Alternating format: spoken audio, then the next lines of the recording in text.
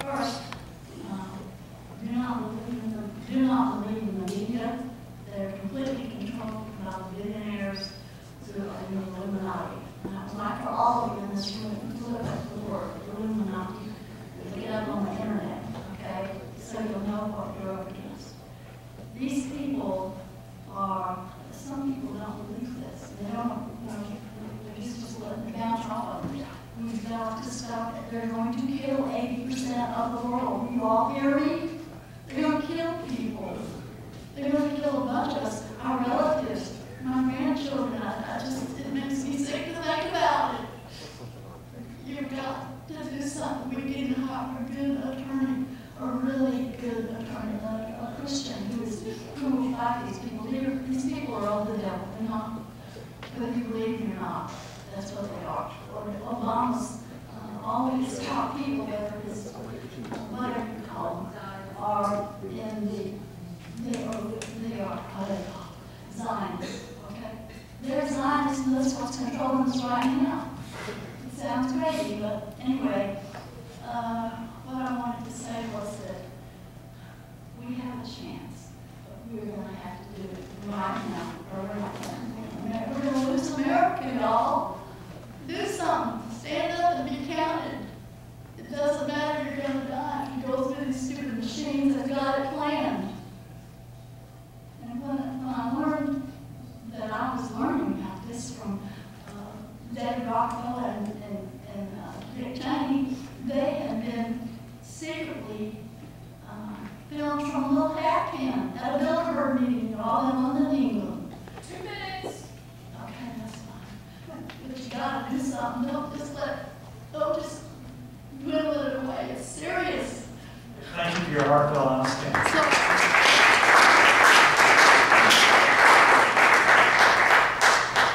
Photography harms, is that what it says? Yes, sir. Oh. Hello, folks. I'm glad to see so many of you out here today. I'll be your sign holder. Thank you. My name is Ron. I'm a graduate student at the University of Texas, and I'm a student of intellectual history and moral philosophy.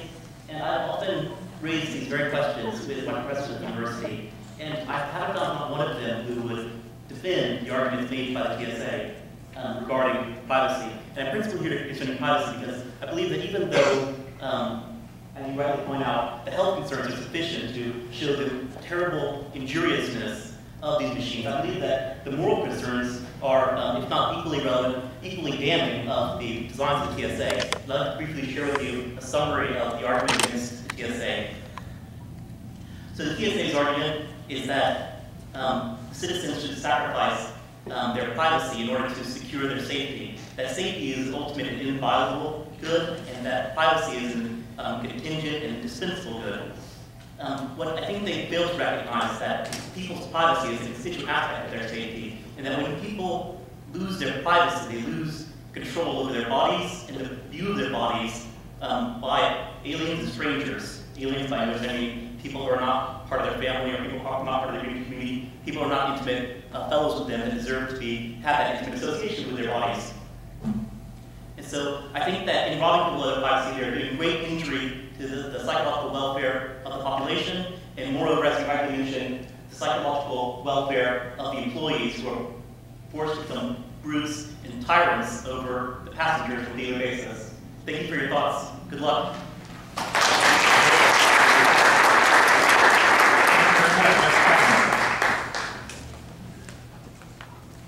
Hi, I'm Heather Jo Bossa, representing myself.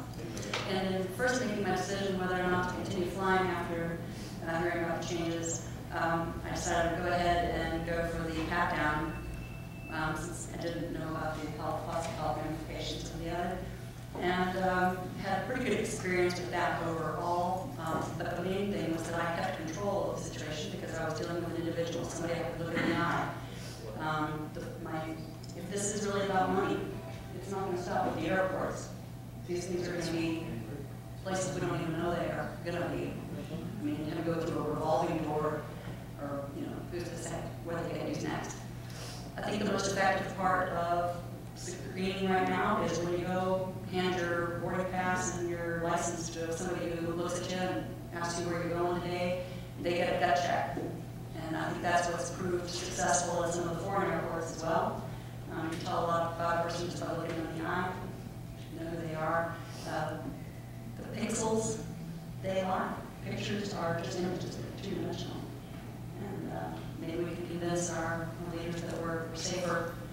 dealing with people rather than machines.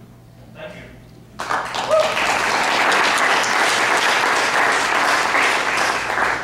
Welcome back. Hey, Whitfield again.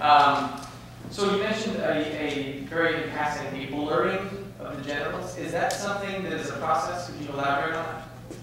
So the tool takes the raw data, which has all the details of your genitals, your breast, your body. And then what they do is they have a software program that says, okay, now I have all this data, I'm going to blur it out, blur those areas out, but the data is still on the tool. Is there any way to see what is being looked at? I mean, what the agents are looking at? Because I looked online, but only briefly. Where can you get access to, let's say, Rapiscan's images, L3's images, in terms of this is what happens when you go through? Obviously, we don't want any private citizens' images, but are those out there, examples of this is what is being seen by the agent? We saw it in one of the news articles. Yeah, you see briefly up at the top a kind of a speckled image, but I was just curious, is there any official, I mean, do you mean? That's them looking at their machine. I mean, that's the news camera looking at the machine from the Right. scanner. So I think that's exactly what it looks like. Well, I think in terms of the issue of privacy, anybody obviously who's going through one of these machines would want to know. I mean, because there's generally known You can- period that there's a blurring, that there's a software program that blurs the genitals. I mean, is that? So you can have- That is a recent development, so that may be something not everybody knows yet. And Okay. basic data is stored somewhere. It may not be viewed by anybody, it may be Sure. Twitter, but yes, it's still So in a somewhere. software engineer who knows that software can take that data Right. and unblur it, Yeah. or look at the raw data that's not been blurred. Right. So your images are still on there, Right. the detail is still there, and you know it's a risk because people can take that and extract it. And then the other thing, my last question, has anybody addressed just the astounding idiocy of trying to, so you've got a bag of water and there are 5 holes. So you plug up 3, saying this is the most effective way to prevent water from spilling on the ground, while leaving 2 other holes completely empty, spilling water everywhere. I mean, is this, the concept to me that these things are necessary and efficient and useful, and that we have to have these for safety, seems totally blown out of the water when you go to JFK or LaGuardia or anywhere, and then you have 2, and again, I don't want any of them. You know, I would prefer 5 lanes, you know, without any of these things, but then you can literally pick and choose half the time where you want to go. I mean, has anybody brought this up, that clearly these things are not effective or useful or necessary if that's the way you actually set up the screening process? Well, thank you very much. I think a lot of people share your sentiments. So. If I'm hearing you correctly, you're basically saying, you know, why is this effective when you're still allowing things like, you know, the fact that they're not scanning the luggage the same way,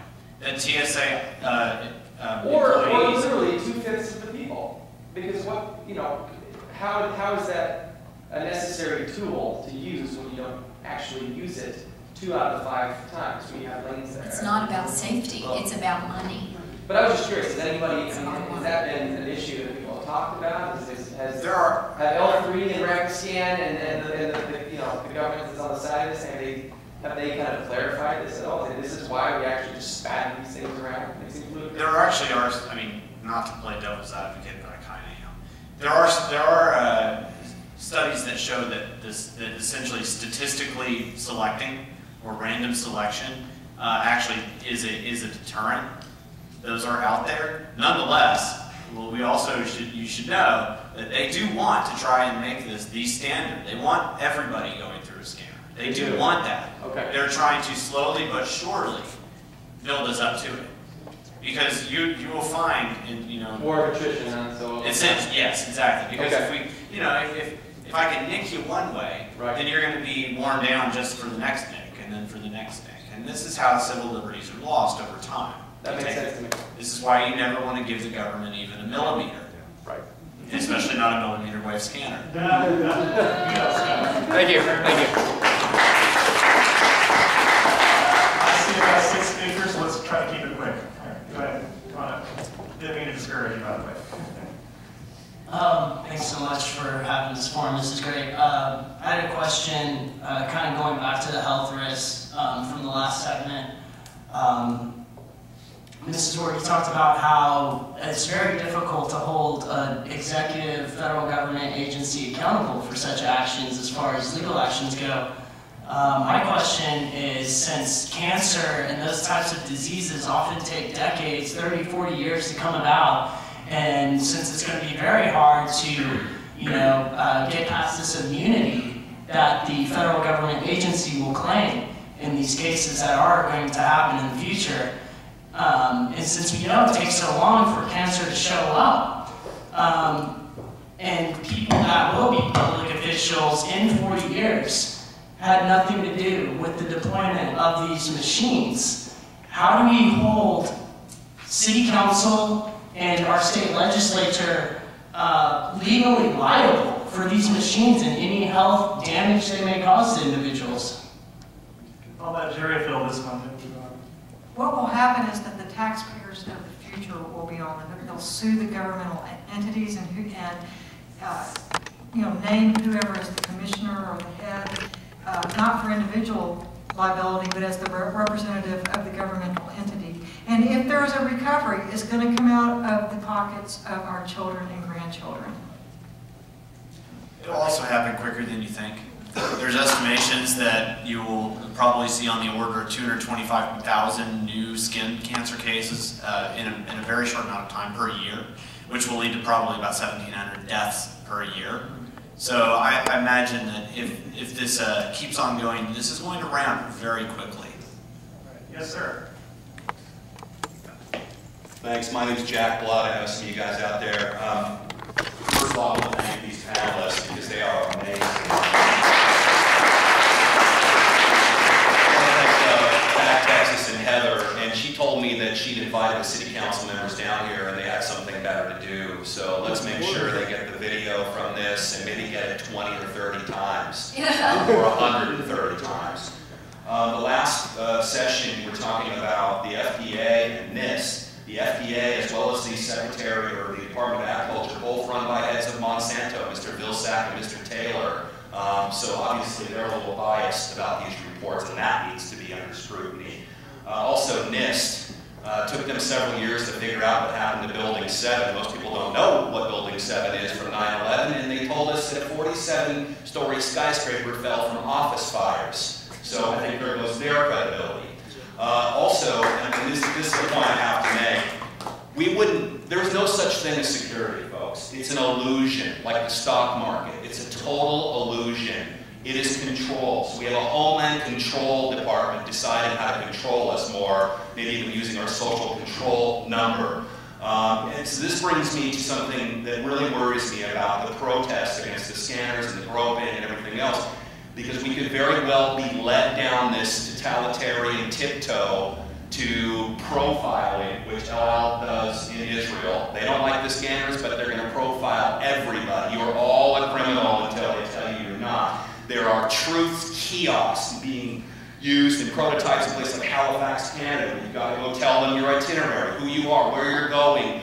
Tell them everything that you know you can't get on that plane. There's CAPS 2 biometrics you can sign up for and skip all of this and get iris scans and various biometrics. There's Real ID, which they've been behind on for years, which will replace your driver's license, designed by the way, guys that work for the KGB and East German Stasi. With this government, and that is an internal passport. So there are some inherent dangers that as we win this battle, we're really playing right into the hands of all of these biometrics. And finally, if I can say this, we wouldn't need any of this if we weren't out of our minds, bombing people all around the world, torturing them.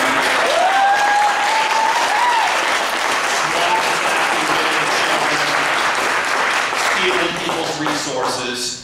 I once had the opportunity to interview General Tony McPeak, who ran the first Gulf War air campaign. He told me in 2004, we're creating terrorists faster than we can kill them. Thank you.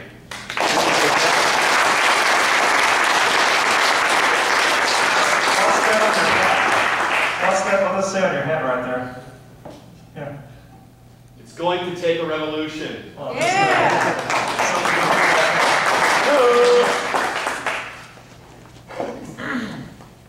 Good evening. I'd like to thank Heather Fazio and Texas for Accountable Government for holding this meeting. I feel very a well-informed board. Thank you so much for presenting all the articles and the videos that we've seen. I was wondering in the fight or debate on turning these machines on at the airport and getting them going, if we could use any type of example such as the Israelis using these dogs, much more efficient and effective than these machines. I was in Israel, went to Bethlehem, Jerusalem, all that. When you go through the airports there, it was the pat down of the dogs. Also in Greece. That's coming up right next. Yeah. Okay, and I had a question. I'm glad you're here. I was wondering also if they could show the effects of somebody before and after going through one of these body scanners. Do you happen to know if there would be any radioactive material left on somebody once you go through there? I took a family member recently for a nuclear body scan, and they injected them with some radioactive material, and then informed us that the person who just had that would be radioactive for 60 hours, and then anybody close to them would be getting radioactive effects such as that of the chest X-ray. So I was wondering if that was possible, if they could show some type of very big signs that there's something about the dangers of that and the effects, and such as, for example, every time you walk through this machine, you're having an MRI or something like that, and to reinforce these facts that we saw about the unpredictable results in Germany, 70% non-functioning, that type of thing. And I guess my big concern is the health issue and any radioactive study. Could we make every city council member go through it? Thank you. Good question. There is no radiation or detectable radiation, but what could be done, you made me think of this, this is a great idea.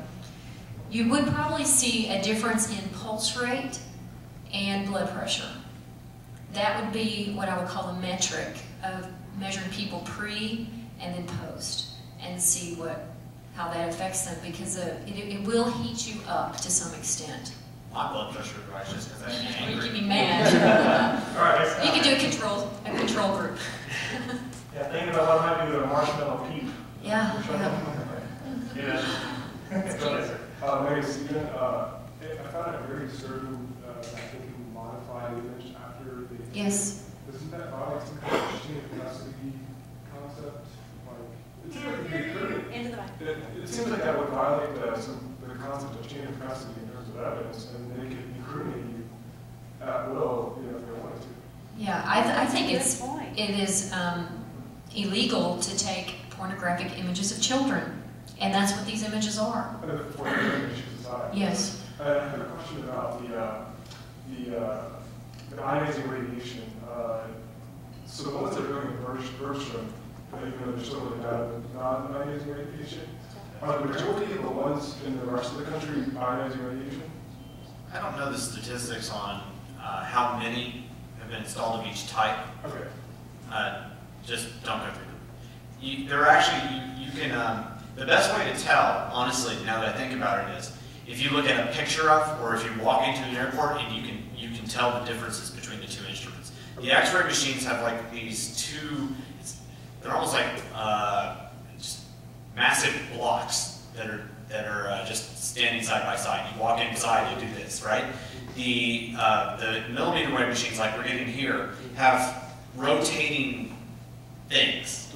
I don't know exactly how the mechanics work, but they're a very different looking device. So that's how you tell. Okay, thank you. One thing I want to respond to his comment about, he called it the chain of custody, or the fear that if you can alter these photographs, the risks that causes for future incrimination of people by manipulating evidence to claim that someone was a terrorist. That's a very real threat. I mean, they can take fingerprints and fake them and put them in places to incriminate people. Same thing with DNA. When you have a corrupt law enforcement system and judicial system, yes, things like that can happen. And I would be concerned about that. I hadn't thought about that tonight, but I think that's a very valid concern. We'll take one more comment, and all y'all get to go first at the next round, okay? We'll go with y'all next. And go ahead, sir. And my name's Michael Lynn. I've lived here in Austin for 57 years. During this discussion, and even on the alternative radio stations, I hear when they people talking about laws, they use legal and illegal.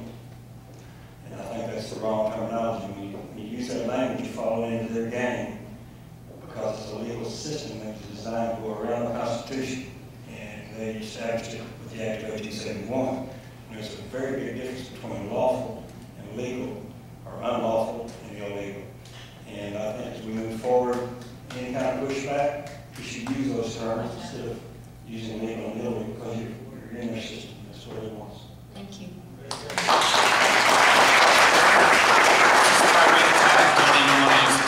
Constitutional rights, they're human rights. That's right. We need to be clear on that too. It's not just Americans who have constitutional rights. Yeah. And what he's talking about is the issue of legal positivism, which is the idea that all law is man-made, which means there's no transcendent law. Based on common law. There's no transcendent law based on what some people call natural law or others call God's law. So, yeah, and about that same time, in the late 1800s, is when the law schools started teaching legal positivism rather than common law or religiously based legal concepts.